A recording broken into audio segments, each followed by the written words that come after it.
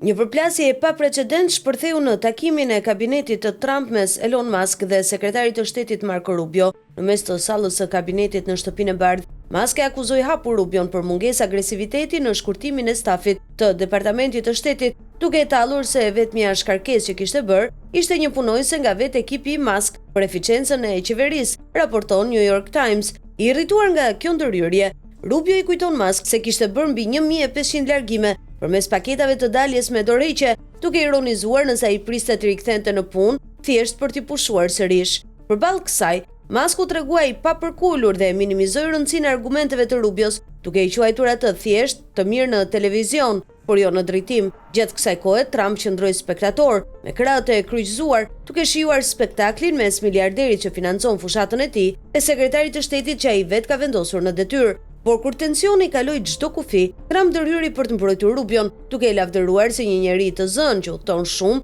dhe ka përgjegjësi të mëdha.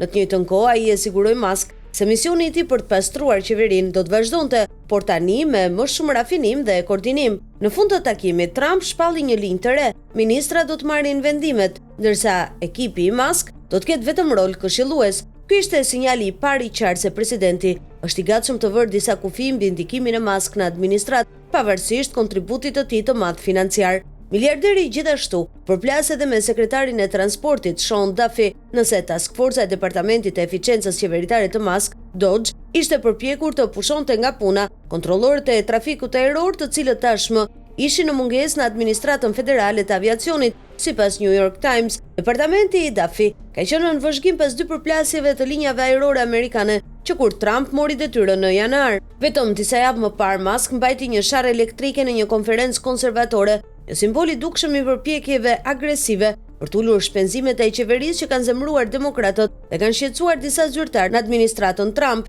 Ekipi i Musk kishte dërguar emaile të shumta nga një llogari zyrtare miliona punonjësve federal, duke inkurajuar ata të pranonin muaj paradhënie në këmbim të dorëheqjeve të tyre. Punëtorët federal udhëzuan të japin llogari të arritjeve të tyre javore ose rrezikojnë të pushohen nga puna, një kërkesë që disa agjenci i udhëzuan punonjësit e tyre tash përfillin. Musk urdhëroi gjithashtu shkarkimin e shumë punonjësve të rinj të qeverisë, të cilët për shkak të statusit të tyre prov nuk kishin mbrojtje të plotë të shërbimit civil, që atëherë disa agjenci qeveritare i kanë anuluar këto urdhra sepse punonjësit e konsideruar thelbësor si ata që mbikëqyrin sigurinë e armëve bërthamore ishin prekur. Musk dhe Trump kanë krijuar një partneritet të frikshëm deri më tani, si njeriu më i pasur në botë dhe politikani më i fuqishëm në Amerikë. Washingtoni ka qenë i mbushur me spekulime për muaj të tërë nëse ky partneritet mund të prishet përfundimisht. Këto parashikime, megjithatë, zakonisht janë ndjekur nga shenja të përtëritura të miqësisë mes dy burrave. Të premten mbrëmë, Musk u pa duke hipur në Air Force One me presidentin